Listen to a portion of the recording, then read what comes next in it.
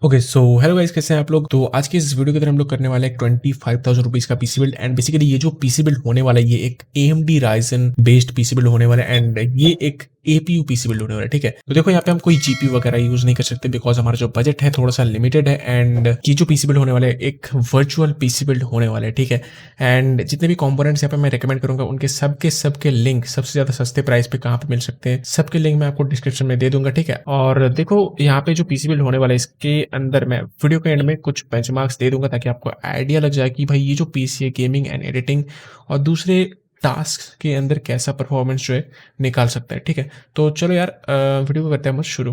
तो यहाँ पे जो हम सबसे पहले कंपोनेंट लिए वो है हमारा मदरबोर्ड। एंड मदरबोर्ड में हमने यहाँ पे लिया है गीगाबाइट का A320M-H2H मदरबोर्ड। ठीक है, एंड आप यहाँ पे MSI A320 Pro Max के साथ भी जा सकते हो।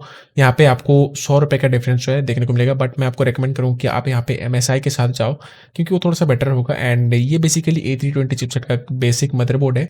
और यहाँ पे A320 बोर्ड के साथ जाने का एक ही मकसद है कि भाई ताकि आप इन फ्यूचर अपग्रेड कर पाओ Ryzen 3 3100, 3400G, 2400G, 3500 ऐसे Ryzen के थोड़े से ताकतवर CPUs के ऊपर आप अपग्रेड कर पाओ, आपको थोड़ा सा मतलब हेडरूम मिले। ठीक है, एंड इसका जो प्राइस, इस मदरबोर्ड का प्राइस आपको पड़ेगा 4300 से लेकर 4400 रुपये तक का। ठीक है, और यहाँ पे जो हमने नेक्स्ट कंपोनेंट लिया हुआ है हमारा प्रोसेसर, और प्रोसेसर में हमने यहाँ पे चूज किया AMD का Ryzen 3 3200G। बेसिकली ये एक APU है एंड जैसे कि मैंने बोला था कि हमारा जो बजट थोड़ा सा लिमिटेड है तो हम यहाँ पे एक APU के साथ ही जा रहे हैं।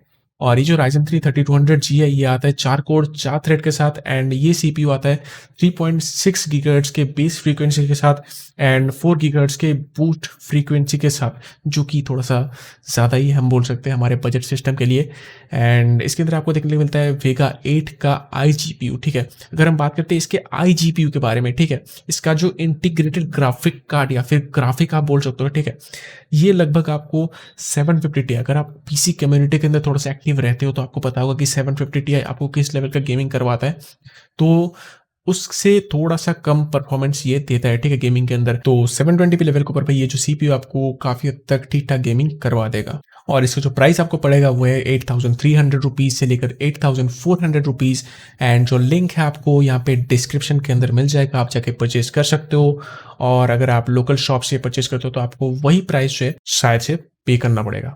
तो हमने यहाँ पे जो नेक्स्ट कंपोनेंट लिया हुआ है हमारा रैम, एंड रैम में मैंने चूज किया है क्रूशल बैलिस्टिक्स 2666 मेगाहर्ट्ज के DDR4 8GB के 2 स्टिक्स, यानी कि भाई कुल मिला के 16GB रैम हमने यहाँ पे लिया है। एंड द रीजन इज भाई जो हमारे APUs होते हैं उनके अंदर जो इंटीग्रेटेड ग्राफिक्स होते हैं वो आपके रैम से थोड़ा सा मतलब मेमोरी जो ऑक्यूपाई करते हैं या फिर शेयर कर लेते हैं। ठीक है, मतलब आपका 8GB रैम होगा तो भाई उसके अंदर से, ठीक है, अगर 2GB ऑक्यूपाई करेगा तो आपका फ्री रहेगा कितना, 6GB। ठीक है, तो इसीलिए हम यहाँ पे यूज कर रहे हैं 16GB ताकि आपको जो परफॉर्मेंस भाई बेस्ट ऑफ द बेस्ट मिल सके। ठीक है, एंड अगर हम बात करते हैं इस प्राइस के बारे में तो आपको ये अमेजोन के ऊपर लगभग 5453 टू 5400 रुपीज में मिल जाएगा बड़े इजीली। और देखो यहाँ पे हमने स्टोरेज डिवाइस के अंदर चूज किया WD का 1TB 7200 RPM 64MB कैश वाला एक मैकेनिकल हार्ड ड्राइव। और अगर आप यहाँ पे चाहो तो एक 240GB के SSD के साथ भी जा सकते हो अगर आपको booting time and loading time overall एक स्नैपी एक्सपीरियंस चाहिए, थोड़ा सा मतलब फास्टर एक्सपीरियंस चाहिए तो आप यहाँ पे SSD के साथ जा सकते हो जो कि आपको पड़ेगा 2500 रुपए का। और अगर आपको स्टोरेज से ज्यादा मतलब है तो आप यहाँ पे एक हार्ड ड्राइव के साथ ही जा सकते हो जहाँ पे आपको 1TB स्टोरेज मिल जाएगा। नेक्स्ट कंपोनेंट हमने यहाँ पे लिया है भाई पावर सप्लाई। पावर सप्लाई के अंदर हमने लिया है यहाँ पे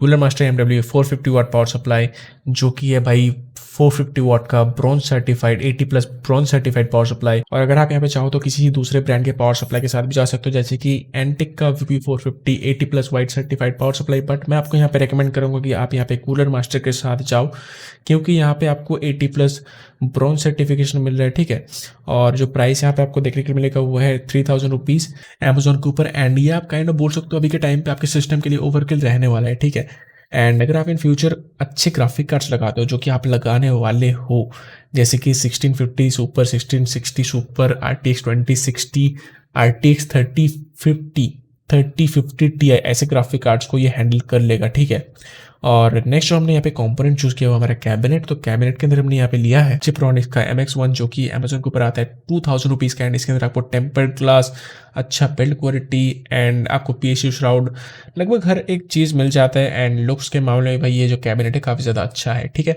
तो ये थे हमारे PC बिल्ड के कंपोनेंट्स। अब हम देख लेते हैं यार इस PC से हमें कैसे परफॉर्मेंस मिल सकते हैं, लाइक बेंचमार्क्स, गेमिंग बेंचमार्क्स इस PC से कैसे मिलने वाले, चलो देख लेते हैं।